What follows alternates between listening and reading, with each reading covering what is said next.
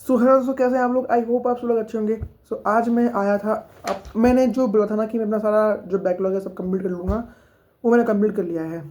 ठीक है, तो बस अब मेरे को डेली अपने क्वेश्चन प्रैक्टिस करनी है और डेली रिवीजन करना है। ऐसे धीरे धीरे मैं अगर आऊँगा ना पेज पर तो हो सकता है शायद मैं मतलब आगे पहुँच सकूँ।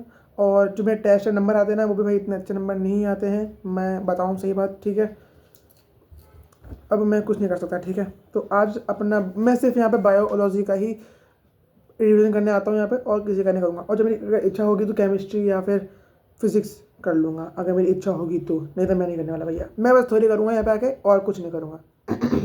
ठीक है, तो पन्ने कल तो नहीं, मतलब मैंने रिवीजन कर लिया था हार्शी एंड चेस एक्सपेरिमेंट का। ठीक है, जो 1952 के अंदर हुआ था। अब मैं वीडियो ज़्यादा लंबी नहीं करूँगा, मैं 5 से 6 मिनट की कोशिश करूँगा बनाने की। ठीक है, तो आज मैं सिर्फ ना RNA वर्ल्ड पढ़ने वाला हूँ, जो कि थोड़ा सा ही छोटा सा टॉपिक है, जल्दी खत्म हो जाएगा, है ना।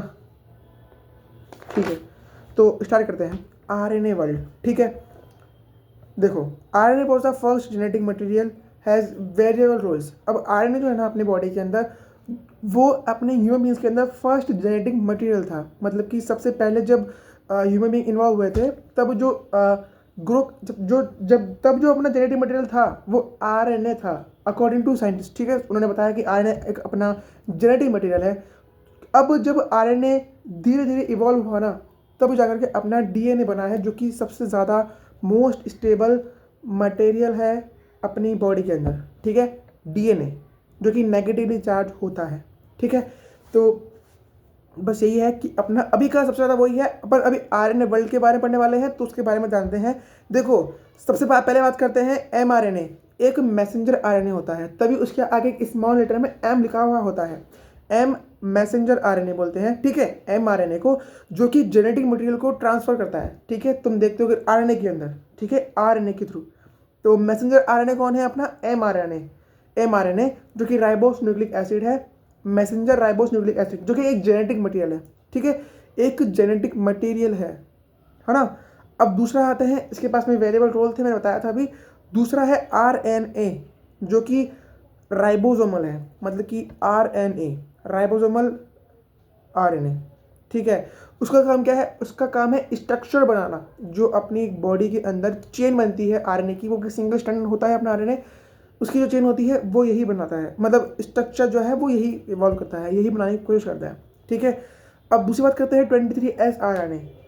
ये क्या है? राइबोजाइम्स है। ठीक है, राइबो है ना, RIBO, उसका मतलब होता है राइबो न्यूक्लिक एसिड। ठीक है, एंजाइम है, राइबो न्यूक्लिक एसिड एक एंजाइम है। ठीक है, जो कि कैटलिस्ट का रोल प्ले करते हैं। कैटलिस्ट का रोल प्ले करते हैं। ठीक है, कैटलिस्ट का रोल प्ले करते हैं। ठीक है, अब फोर्थ पॉइंट आते हैं tRNA एक ट्रांसफर RNA है, जो कि एक अडेप्टर RNA है। जिस सीक्वेंस में जो DNA RNA चाहिए होगा, सीक्वेंस होगा, ये जो tRNA है वो सीक्वेंस लाता जाएगा, आराम से लाता जाएगा, उसको रखता जाएगा, और अपनी जो सिंगल स्ट्रैंडेड RNA की जो है वो बनता जाएगा, आराम से लंबा हो जाएगा। ठीक है, तो लेके आने का हमने tRNA का होता है, अमीनो एसिड्स बोलते हैं, जिसे अपन अडेप्टर है। ठीक है ना। They are many things which evolve around RNA के आसपास में बहुत चीज़ें हैं जो बनती है। एक स्प्लिसिंग, ट्रांसलेशन जो कि प्रोटीन सिंथेसाइज बोलते हैं, मेटाबॉलिज्म। ठीक है, मेटाबॉलिज्म, ये सब चीज़ें जो है ये RNA के पास में बनी रहती है, याद रखना है। व्हेन वी नीडेड स्टेबिलिटी, जब हमें स्टेबिलिटी की रिक्वायरमेंट होती है, ज़रूरत होती है बॉडी के अंदर, तब अपन कन्वर्ट करते हैं RNA को इनटू DNA के अंदर। वो अपनी बॉडी अपने आप कन्वर्ट हो जाती है। ऐसा मैं नहीं कर रहा कि अपन करते हैं, अपन नहीं करते हैं, वो अपने आप बॉडी के अंदर इवॉल्व होती है, RNA से DNA बनती है। ठीक है, तो यही RNA था, RNA वर्ल्ड था। ठीक है, जो सर ने आज पढ़ाया था, सर ने तो पढ़ाया बहुत सारा था, लेकिन मैंने वीडियो तो लंबी ना हो जाए इसलिए मैंने 5 मिनट का कंटेंट डाला है, 5 से 6 मिनट का, बस ज़्यादा नहीं है। ठीक है, mRNA world, sorry RNA world. तो इसके कुछ 4 पॉइंट थे, है ना। और क्या क्या होता है वो सब था। मैं इसके बाद में अपनी NCERT रीडिंग भी करूँगा।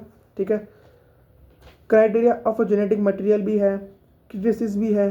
ठीक है, ये 2 पॉइंट अलग अलग टॉपिक्स और है। DNA वर्सेस RNA भी है। ठीक है ना, और DNA रेप्लिकेशन भी है।